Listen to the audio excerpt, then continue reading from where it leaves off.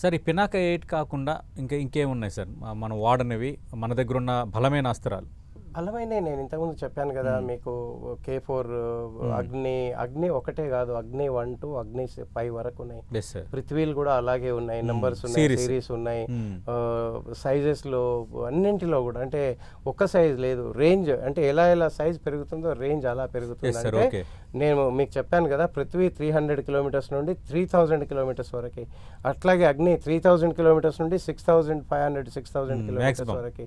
అంటే మనము ఇండియాలో ఉండి ఈ ప్రపంచంలో ఆల్మోస్ట్ ఆల్ చైనా మొత్తం కొట్టచ్చు. ఇండియా నుంచి చైనా ప్రతి భాగాన్ని కొట్టేటటువంటి అవకాశం ఉంటుంది. సో మనం ఈ మిజైల్ సిస్టమ్ అంతా కూడా చైనాను దృష్టిలో ఉంచుకొని స్ట్రాటజికల్ గా వాళ్ళని దృష్టిలో ఉంచుకొని డెవలప్ చేస్తున్నటువంటి పరిస్థితి. సో అందుకనే ఇప్పుడు ఈ రోజు చైనాకి ఇండియా అంటే భయం, ఒక భయం. ఇప్పుడు మా దగ్గర ఉండేటటువంటి టెక్నాలజీ ఫెయిల్ అయింది, యాంటీ మిజైల్ సిస్టమ్ పనిచేయలేదు, రడార్ సిస్టమ్ పనిచేయలేదు, ఫైటర్స్ ని కొట్టేస్తున్నారు, ఏంటి ఇది పరిస్థితి అనేది చైనా తర్జనభర్జనలో ఉంటూ, అండ్ ప్రపంచ దేశాలకి ఆ బిజినెస్ డెవలప్మెంట్ కోసము వాళ్ళు ఏం చేస్తున్నారు అని అంటే, మేమేదో మా ఎక్విప్మెంట్ బాగా పనిచేస్తుంది అనేది పాకిస్తాన్ వెనకేసుకొని వచ్చేటటువంటి పరిస్థితి చైనా.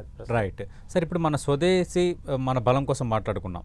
అయితే మనం విదేశాల నుంచి కొనుగోలు చేసిన వాటిని కూడా వాడాం. S-400 కోసం ఆల్రెడీ మనం డిస్కస్ చేసాం, అలాగే సుఖోయ్ కోసం కూడా మాట్లాడాం. స్పెసిఫిక్గా రష్యా తర్వాత ఎక్కువగా మనకి వినిపిస్తున్న పేరు, అంటే మనం కొనుగోలు చేయటం కానీ మనం సాంకేతిక సహకారం తీసుకున్నది ఇజ్రాయిల్. ఇప్పుడు ఇజ్రాయిల్ నుంచి మనం వేటిని వాడుకున్నాం సార్, అంటే వేటిని కొనుగోలు చేసాం మనం ఈ యుద్ధంలో వాడినవి ఏంటి? ఇజ్రాయెల్ నుండి ఈసారి మనం డ్రోన్స్ వాడాము, బరాక్ 8ని వాడాము, తర్వాత స్టీల్ దాన్ని ఏమంటారు ఐరన్ ఏదైతే డ్రోన్ ఇది ఉందో యాంటీ మిజైల్ సిస్టమ్ ఉందో ఐరన్ డోమ్ దాన్ని వాడాము. ఓకే, తర్వాత అన్మాన్డ్ ఫైటర్ని వాడాము, ఫ్లైట్ని వాడాము.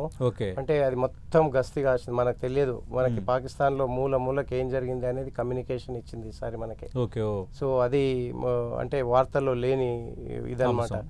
సో ఇవన్నీ కూడా, అండ్ అదే కాకుండా మనకి టైం టు టైం టెక్నికల్గా అన్ని రకాలుగా సపోర్ట్ చేసింది. ఈరోజు ఇజ్రాయెల్ కూడా సర్ప్రైజ్ అయింది, ఏంటి ఇంత అక్యురసీ, బ్రహ్మాస్త్రం ఇట్లా ఉందా, మీది బ్రహ్మోస్ ఇలా ఉందా, మీరు యాంటీ మిజైల్ సిస్టమ్ ఇంత బాగా చేశారా, మేము బరాక్ 8 వాడితే మాకు 80-90% సక్సెస్ ఉంటుంది, మీరు 100% సక్సెస్ ఎలా సాధించారు, అంత అక్యురసీ అనేది ఇజ్రాయెల్ కూడా. And that credit goes to Indian Armed Forces for their training, for their hardship, for their skill, competency అన్నిటికీ కూడా.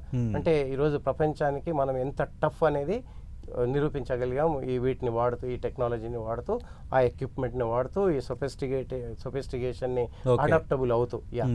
సార్, అంటే ఇప్పుడు ఐరన్ డోమ్ బాగా మనం మాట్లాడుకున్నాం. అంటే ప్రధానంగా ఈ ఇజ్రాయిల్ వర్సెస్ హమాస్ మధ్య జరుగుతున్న ఇష్యూలు ఐరన్ డోమ్ ప్రస్తావన ఎక్కువగా ప్రపంచానికి వచ్చింది. అంటే యుద్ధంలో మనం ఐరన్ డోమ్ వాడామా సార్? అంటే మన దగ్గర వాడాము యాక్చువల్లీ, కానీ చాలా రేర్. అంటే మనం డిప్లాయ్ చేసి ఉన్నాము, దాని అవసరం రాలేదు. ఎందుకంటే వాడు 2 రోజులు వచ్చినటువంటి డ్రోన్స్ ఎక్కడెక్కడ అవసరం ఉండిందో అక్కడక్కడ కొట్టివేయడానికి మనకి L-70 గన్ ఉండింది. L-70తోనే చాలా మాత్రం న్యూట్రలైజ్ అయింది. అండ్ పినాకా కూడా వాడటం, సారీ మన ఆకాష్ మిజైల్ కూడా వాడటం జరిగింది. ఇప్పుడు రష్యా, ఇజ్రాయిల్ తర్వాత మనకి ప్రధానంగా ఈ రక్షణ భాగస్వామి ఫ్రాన్స్. ఇప్పుడు ఫ్రాన్స్ నుంచి మనం ఏవేవి తీసుకున్నాం? ఫ్రాన్స్ నుంచి కొన్నాం, ఇప్పుడు వాడాము. అండ్ ఇంకొకటి అగ్రిమెంట్ కూడా ఉంది మనకి, అరౌండ్ 60,000 crores తో నావెల్ కి 26 రాఫెల్ ని రీసెంట్ గా మనం అగ్రిమెంట్ కూడా చేసాము. అండ్ అది కూడా బై నెక్స్ట్ 2-3 years లో కమిషన్ అవుతాయి కంప్లీట్ గా. అండ్ ఈ రోజు మనకి అరిహరంత్ కానివ్వండి, తర్వాత మన సొంత నౌక ఏదైతే విక్రాంత్ ఉందో దాంట్లో కూడా మనము అరిహరంత్కి దీనికి ఈ రాఫెల్స్ ని వాడబోతున్నాం.